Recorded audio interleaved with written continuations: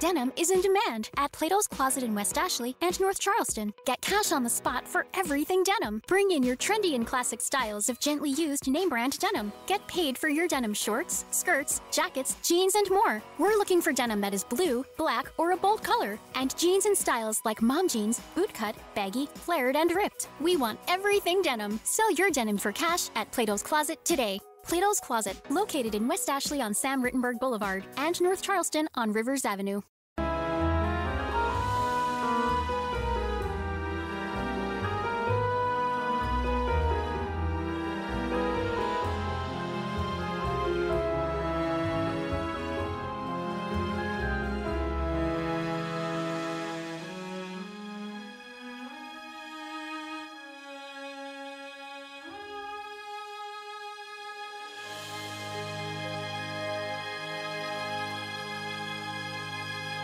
Hello, everybody. Brenna here. And I'm also Brenna. And this is the Mystery of Everything podcast. Woo! Gabby is in Italy with Steve right now doing amazing Italian things. And if any of you are in Italy with her right now, I just want you to know that I hate you. I don't hate you, but I want to be you.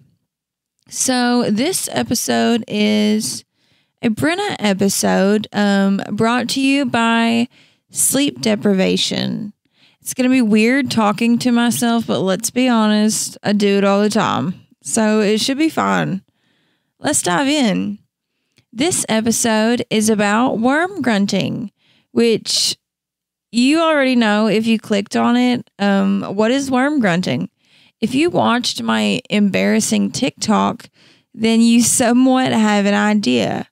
So if you're a Patreon member, then you saw a little something extra. Wink, wink. And if you saw that, I'm super sorry. I like to get a little weird sometimes when I fish.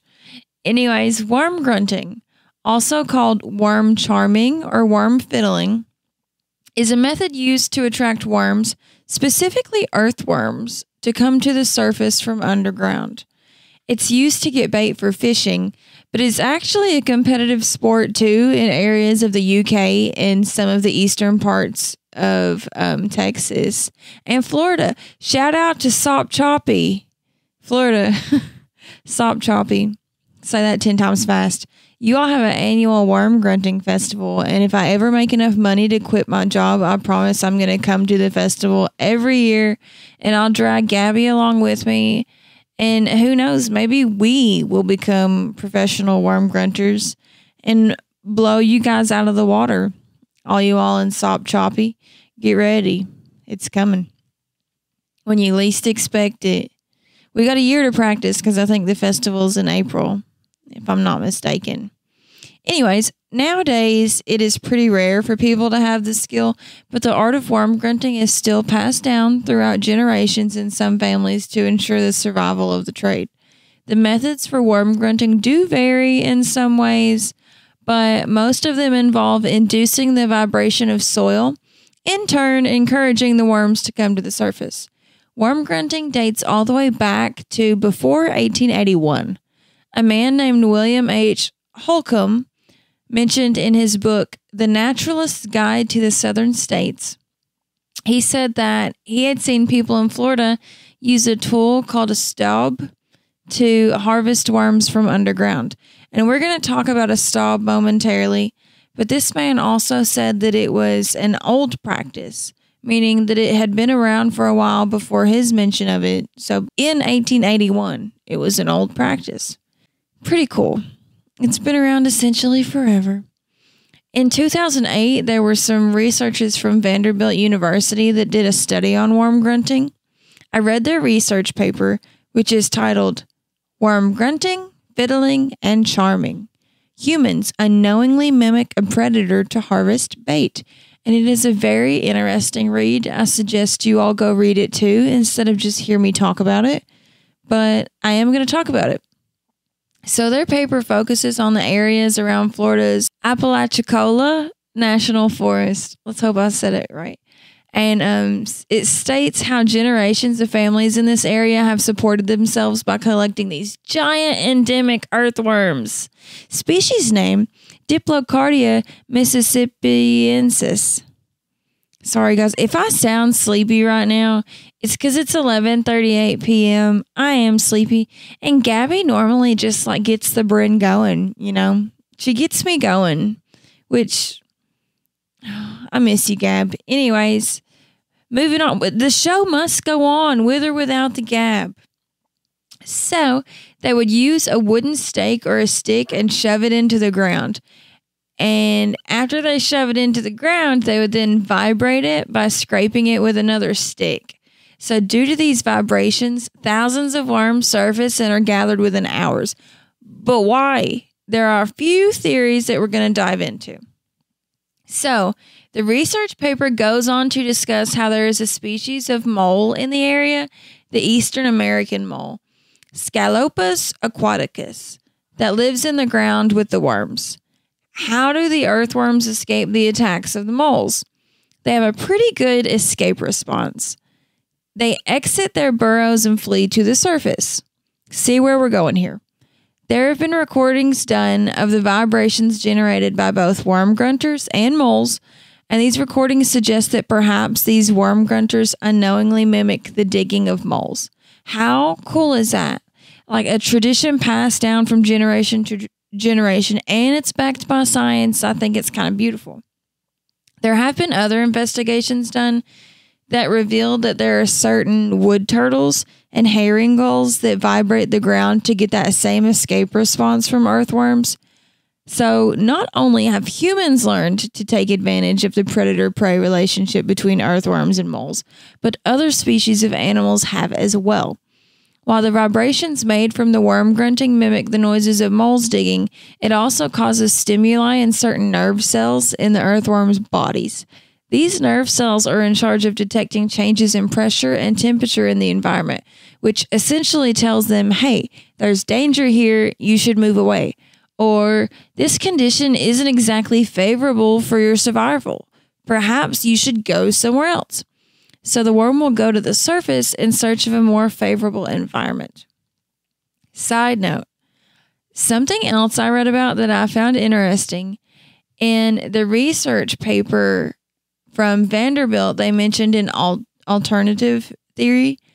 The worms interpret the vibrations as rain and surface to avoid drowning.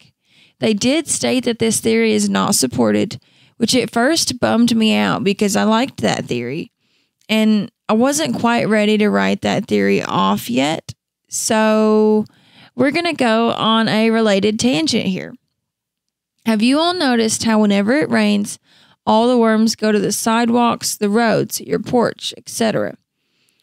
I always feel so bad for them because, like, if they don't make it back to the grass by the time the rain is over, they shrivel up and they die. So why do worms do this? I always assumed, like I'm sure many others do, that worms head to the surface during heavy rains to keep from drowning and to be able to breathe. Their burrows become flooded, leaving them no choice but to venture out for air. That completely makes sense in my mind. Does it make sense in your all's minds? I'm assuming you said, yeah, Brenna, that makes sense. But most researchers disagree with this theory. Why do they disagree, Brenna? Well, I'm going to tell you. Earthworms don't have lungs. There we go. Who knew that? Not me. I'm sure some of you are like, I knew that. You're a dumbass. But me, I didn't know that. I had no idea. Earthworms do not have lungs. Chris Lowe, a researcher at the University of Central Lancashire, told Scientific American that earthworms breathe through their skin and require moisture in order to be able to do that. So as a human, when our lungs fill with water, we drown and, consequently die. If earthworms don't have lungs, how can they drown? Riddle me that. How do they drown? Denim is in demand at Plato's Closet in West Ashley and North Charleston. Get cash on the spot for everything denim. Bring in your trendy and classic styles of gently used name brand denim. Get paid for your denim shorts, skirts, jackets, jeans, and more. We're looking for denim that is blue, black, or a bold color, and jeans in styles like mom jeans, bootcut, baggy, flared, and ripped. We want everything denim. Sell your denim for cash at Plato's Closet today. Plato's Closet, located in West Ashley on Sam Rittenberg Boulevard and North Charleston on Rivers Avenue. Everybody shush! William Shatner has something to say. Cat and Jethro, box of oddities. What do you do when the woman you love dies? Well, of course you dig her up and you live with her. Aww. The show examines weird things. There are plenty of old photographs from this time period of children out in the streets playing in and among the dead horse carcasses. Oh, I miss those days. Things used to be so much simpler. Cat and Jethro. Then there's the urine wheel, which sounds like a really bad game show. Thing done weird things. Cat and Jethro, box of oddities. That is really mysterious. Join Cat and Jethro Gilligan Toth for the strange, the bizarre, the unexpected as they lift the lid and cautiously peer inside the Box of Oddities. The Webby Award-winning Box of Oddities podcast from Airwave Media. Exactly. They don't. They can't. There have also been other studies done that state that earthworms can survive being entirely submerged in water for 2 weeks, sometimes more. Boom. Bet you didn't know that. Sorry, I'm like a little delirious right now. I'm a little sleepy. Okay, so let's continue down this rabbit hole because it's fun. Why not? In the journal Invertebrate Biology, there is a research published that found that worm behavior following rain depends on the species of the worm. So there were Taiwanese researchers who studied 2 different species of earthworms. One species consumed more oxygen at night than during the day, while to the contrary, the other species consumed lower amounts of oxygen equally during a 24-hour period. The species of worm that consumed more oxygen at night could not tolerate water immersion very well. When nightfall came, when it would need oxygen the most, it was more intolerant of rainfall and would go to the surface. But the other species of worm, who consumed lower amounts of oxygen equally during a 24-hour period, never came to the surface, even during a heavy rain. Because it could consistently intake lower amounts of oxygen, this enabled it to be able to better withstand water immersion.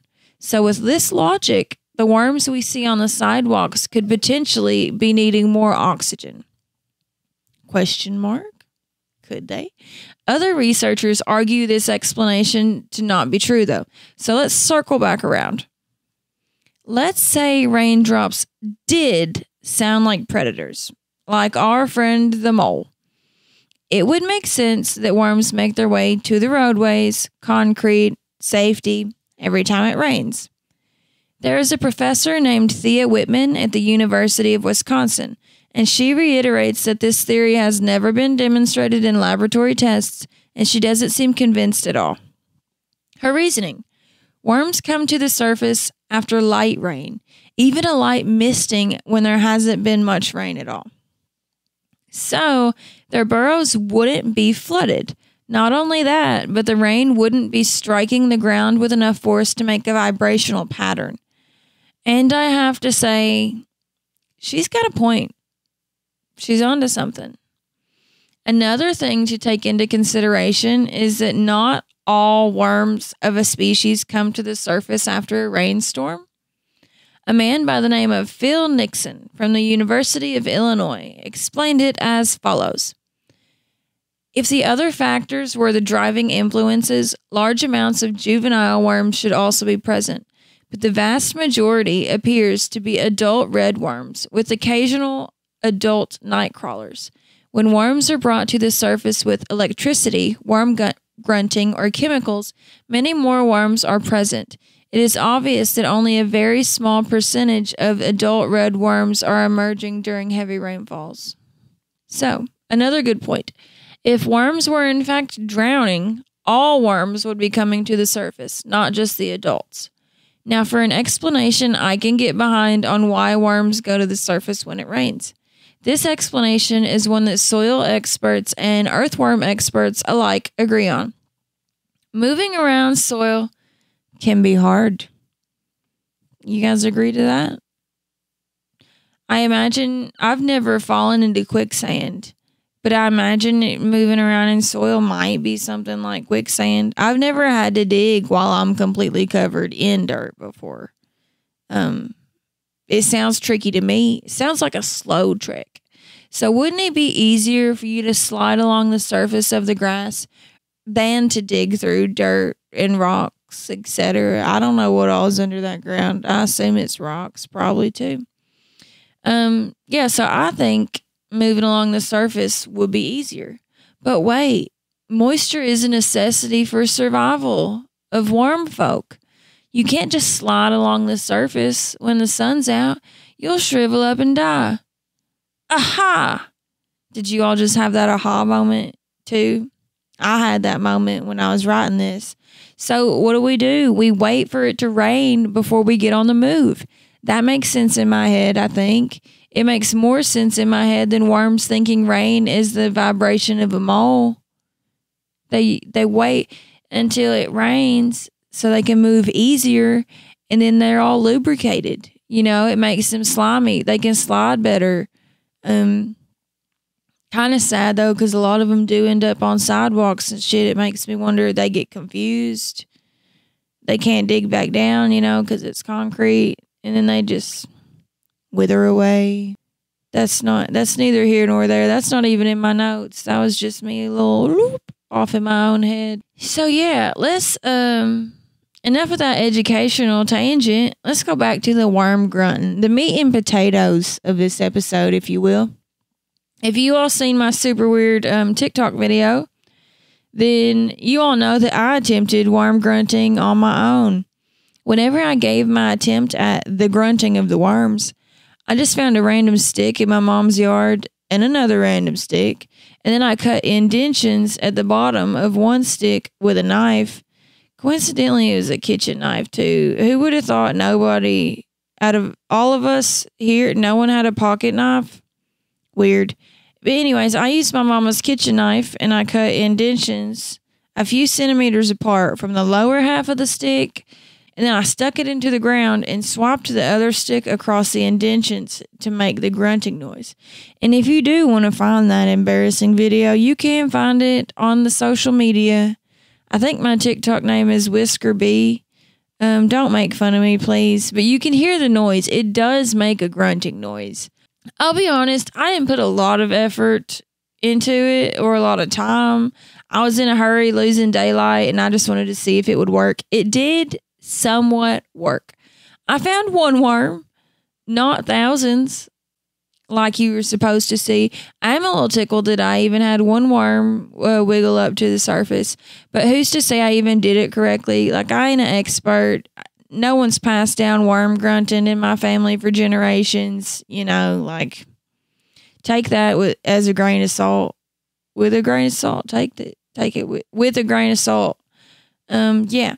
I didn't intricately like carve out my stick like you're supposed to. I didn't even really do a whole lot of research prior. After this episode, I honestly probably will give it another try and prepare a stick a little better. I might get me like a designated worm grunting stick. Like anytime I go fishing, it's like my party trick. And I'm just like, hold on guys, and just whip it out of like a Mary Poppins purse. And it's chiseled and it's engraved. It might be engraved. And yeah. And I get worms for everybody every time we go fishing. Yeah. So I'll make another stick and I'll make another video probably. Ooh, I should have Gabby do it. Me and Gabby will go worm grunting. It'll be super fun. I have seen so many different pictures of different techniques used. So for the stick, which is actually called a stob, S-T-O-B, I think it's a stob. Apparently, one thing I read is that they usually have a wooden handle and an iron rod at the end. The stop is beaten into the ground, and then the iron rod is dragged along the surface of the stop. I saw a few videos where a piece of wood was pushed into the ground and then a piece of metal raked across the top of the wood, causing the vibrations. The metal rod is known as a rooping iron. I've seen a few that used my technique of notching the wood that goes into the ground and then scraping it with another piece of wood. I've also seen techniques similar to the technique I used, but with a piece of wood that goes into the ground being hollow. So I guess that would help with it would amplify the sound to increase the vibrations, I'm assuming. As for which one works best, your guess is as good as mine. I don't know. Get out there and give it a try. Give it the old college try. Who's stopping you? Let's fucking do it. Let's grunt. Everybody. All the cool kids are doing it.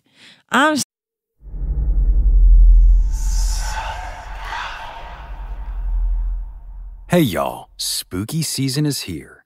And if you're looking for a show to whet your appetite for a little haunted history, then I'd like to invite you to check out Southern Gothic, a chart-topping history podcast that explores some of the most infamous legends, folklore, ghost stories, and hauntings of the American South.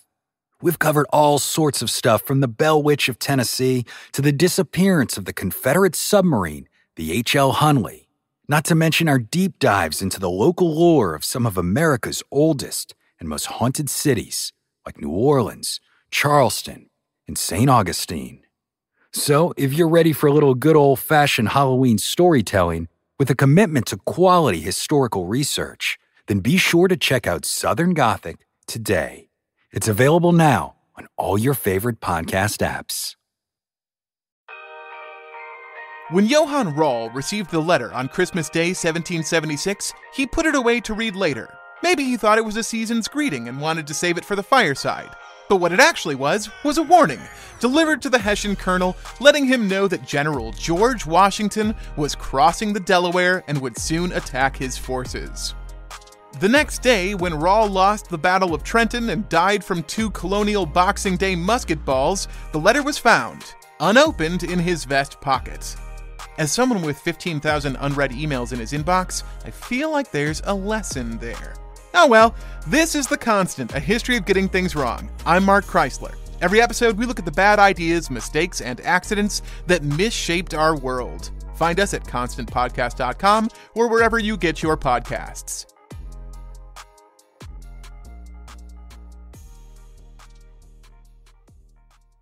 Sleepy. Nowadays, there are some modern practitioners who use gasoline-powered tools instead of handheld stabs, which to me sounds a whole lot like cheating. But whatevs, I guess. If it gets you where you need to go in less time, then why not? Fuck it. We do that with cars instead of riding horses. So why not apply the same logic to worm grunting, I guess? Let's talk about soil conditions. Worms are found in wet or damp soil most commonly. They tend to shy away from dry soil for reasons listed above. Reasons we talked about earlier, I guess, because y'all can't see my notes. Hydration is a necessity for their survival. They can't breathe if their skin's dry. Can't do it. They breathe through their skin. So if the soil is dry, chances are you will not be successful on your worm grunting endeavors. Some worm charmers use water to attract the worms. It's also important to be in a shady area. Worms aren't the biggest fans of sunlight because it dries out their little sensitive, slimy little skins. So yes, soil does play a part in your success of catching worms, but the time of day does too. Thank you, Patreon member, who said maybe it's the time of day that you tried worm grunting, Bren. And you're right, because the time of day wasn't appropriate for when I did it. So your chances are better during the early morning hours when the ground is still damp, cool, moist, if you will. Ground has to be moist. The worms will not be on the move yet. They're probably still in their little burrows. I don't know if worms sleep, but I picture them sleeping snugly bugly. Okay, so I did look up if worms sleep. They do, but I'm not entirely sure if I would call it sleep. It's not on a schedule. They sleep when transitioning from one like growth and development stage into another, apparently, rather than like a day and night schedule. Or if they're super stressed out, they might need to sleep. Totally relatable. Anytime I'm stressed, my immediate responses are eat, sleep, repeat. I am a worm. Would you guys still love me if I was a worm? I kid. You all remember when girls were asking their boyfriends, would you still love me if I was a worm? I don't know. Gabby, if you were a worm, I'd put you on a hook and use you as bait. I'm just kidding. She's going to hear this when she edits. I'm just teasing. If I was a rock, you'd be a rock too, and we'd both be a couple rocks living in a rock zoo. You all remember that TikTok? That shit's fucking catchy. I think about it more often than I should. I feel weird talking to myself with no responses. Makes me miss you, Gab. I miss you. Get your ass back here. No, don't. Enjoy Italy. Let me live through you. I'm living vicariously through you. So, yeah. Soil plays a part in it. You got sunlight that plays a part in it. You got location, maybe species even. Well, I don't know if species necessarily plays a part in the grunting of the worms, but it definitely plays a part in when we see worms come to the surface. As for what I think, I do think worm grunting is real. I think it's a real thing. I don't think it has anything to do, like I don't think the rain vibrations thing is a thing. I think it's probably moles. That's why it works, I would assume. Is the prey predator theory. That's what I'm going with. Anyways, in conclusion, if you look up that scientific paper I read, it's got graphs, diagrams, it's got pictures of moles. So many pictures of worms, thousands of worms in a bucket. I love worms, but I don't like the thousands of worms in a bucket. But I recommend you guys give it a little look-see if you're curious. And I know this episode is short, but I'm talking to myself. So what do you expect, What do you expect? I love you guys, though. Before I go, I am going to tell you all some jokes. Why did the worms start a band? I'll give you a little minute to answer. Do. All right, time's up. Because it had a good sense of composition. You get it? Y'all get it? All right, the next one. Why did the worm love gossiping? Because it has dirt on everyone. I actually liked that one. I thought that one was cute. Why was the worm a great detective? Because it could always dig up the truth. These are absolutely terrible. I Googled them and they all suck. I hope you guys learned something super cool today, and thank you for hanging out with me on a Brenna episode. Woo! First time for everything. Oh yeah, and we also have a Patreon. So if you want to go subscribe to it for like some behind the scenes stuff and content no one else gets to see, episodes no one else gets to hear, other fun stuff, I get on there and just chit chat with you guys. We talk about some weird stuff, but some cool stuff. And I'm not going to tell you what it is. You'll have to subscribe if you want. You can subscribe for free too. That like is an option. All right, so I will leave you with a worm motto to get your day going. Because hopefully it's officially midnight, 12 o'clock on the dot. It's officially the next day. But when you all hear this, hopefully it will be morning time if we do things right and everything goes smooth. So I'll leave you with a worm motto. Stay grounded and keep wiggling. Oh, that's cute. All right, bye.